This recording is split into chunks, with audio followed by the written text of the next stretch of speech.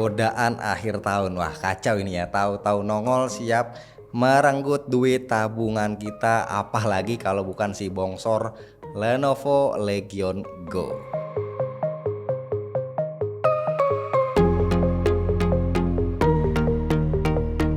Bismillah, alhamdulillah kita ketemu lagi bareng gua Romi. Yes, kita harus mengapresiasi Lenovo yang mau membawa dan jualan Legion Go secara resmi di Indonesia. Sejauh ini yang dijual itu hanya varian 512GB aja. Harga retailnya 13.499 juta. Udah include garansi resmi selama 3 tahun. Mantep ya, jadi aman, tenang, dapat jaminan selama itu. Nah, kalau nggak salah ini barangnya sendiri bakal ready minggu-minggu pertama Desember. Jadi kalau beli Legion Go ini kita bakal dapat unitnya, terus dapat charger, dapat travel case yang gratis juga ya. Jadi kurang lebih mirip kayak Steam Deck ya dapatnya.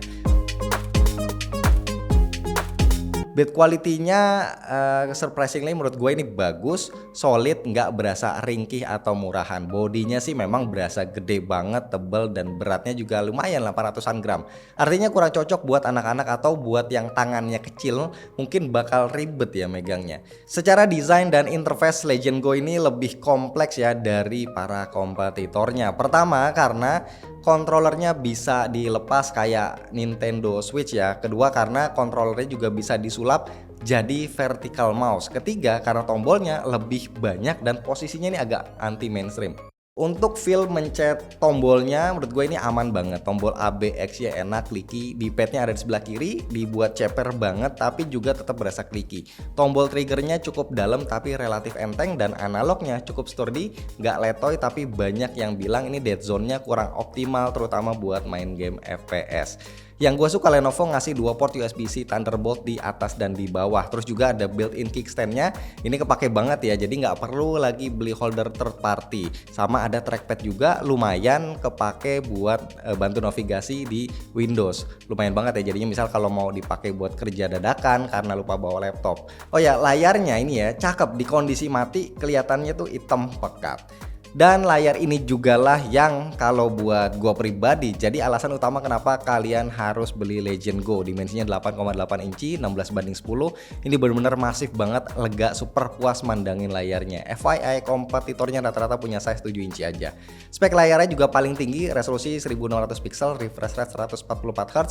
Awalnya gue mikir ini buat apa ya, overkill, terlalu lebay, nggak kepake. Tapi ternyata nggak juga. Kalau buat pakai misal buat kerja atau nonton, resolusi tinggi ini bikin layarnya kelihatan tajam banget, nikmat dipandang.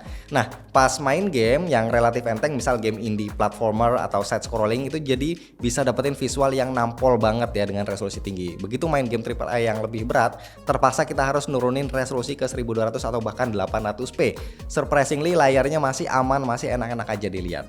Secara tadinya gue ngerasa bakal berasa low res banget ya, layar 8,8 inci cuma nampilin 800p. Tapi serius, gambarnya nggak sejelek yang gue bayangin, masih acceptable. Untuk speknya sebenarnya ini sama kayak tetangga sebelah ya, si ROG Ally. Ini pakai AMD Zen 1 Extreme, RAM 16GB, SSD 512GB, tapi ini tipenya 2242. Nah, tipe ini agak susah ya, jarang yang jual di e-commerce lokal. Jadi mungkin bakal rada ribet nih kalau mau upgrade. Secara size 512 buat game sekarang itu kan terasa pas-pasan. Gue mungkin gak akan bahas detail ya soal frame rate pas main game karena Z1 Extreme ini udah banyak banget yang bikin video untuk tes gamingnya. Intinya buat game AAA terbaru saat ini ya masih cukup ngelawan di resolusi HD atau Full HD dengan nyalain FSR dan atur grafis ke medium atau low. Di Legion Go ini ada 2 tombol kecil yang penting. Yang kiri ada tombol ini buat shortcut aplikasi Legion Space. Ini semacam hub atau rumah di mana kita bisa akses game-game yang udah kita install. Bisa atur lightning analog juga dan bisa nyalain RSR juga di sini. Sementara tombol yang kanan ini buat shortcut semacam control panel kayak di Steam Deck. Di sini kita bisa atur brightness, volume, koneksi, ganti resolusi, refresh rate, mode TDP, lihat status baterai, sampai monitoring performance. Cuma sayangnya nggak ada apps Lenovo Vantage kayak di laptopnya Lenovo. Jadi kalau mau update driver itu harus manual ngecek di web resminya. jadi berasa kayak kurang praktis aja. Nah, by default untuk preset TDP-nya ada 4, yaitu quiet sekitar 8 watt, balance sekitar 15 watt, performance sekitar 20 watt, dan custom bisa set dari 5 sampai maksimalnya di 30 watt. Untuk suara kipasnya bakal lumayan berasa kedengeran ketika kita pakai mode performance ke atas. Tapi memang efektif ya, karena bisa ngejaga suhu chipset di 60-an derajat Celcius. Kalau pakai mode balance, suhunya malah cuma kisaran 50-an derajat Celcius. Dan ketika pakai custom 30 watt, suhunya baru akan naik, tapi menurut gue ini tetap aman ya, kisaran di 70 atau 80 derajat Celcius.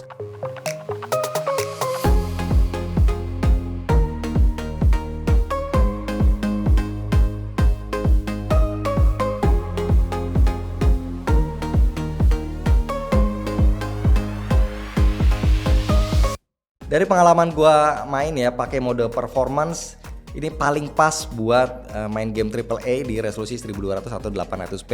Kita bisa dapetin durasi 1,5 sampai 2 jam, yang mana udah termasuk oke banget. Atau bisa juga pakai custom 18 watt, masih dapat performa yang oke dengan battery life yang cukup panjang.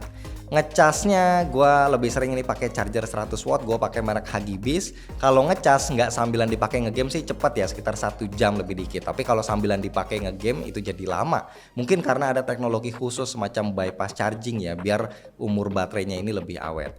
Dan terakhir untuk speaker, menurut gua kelantangannya standar aja, maksudnya nggak selantang Steam Deck atau ROG Ally, tapi masih oke lah. Nah, untuk main sendirian di kamar pakai volume 60-70%, menurut gua itu udah cukup. By the way, gua rasa segini aja untuk video first impression Legend Go dari gua, karena gua sendiri memang pakai belum lama ya, belum ada seminggu. Tapi insya Allah next gua akan bikin video lagi setelah pemakaian, mungkin jalan 1 minggu, 2 minggu, atau mungkin 1 bulan setelah gua cek lebih jauh untuk plus minusnya. Nanti gua akan balik lagi dengan video baru. Dan buat kalian yang pengen tahu lebih jauh tentang Legend Go, pengen ngobrol-ngobrol juga, kalian bisa join aja grup Facebook Legend Go Indonesia. Nanti linknya gua taruh di deskripsi, so silahkan join aja.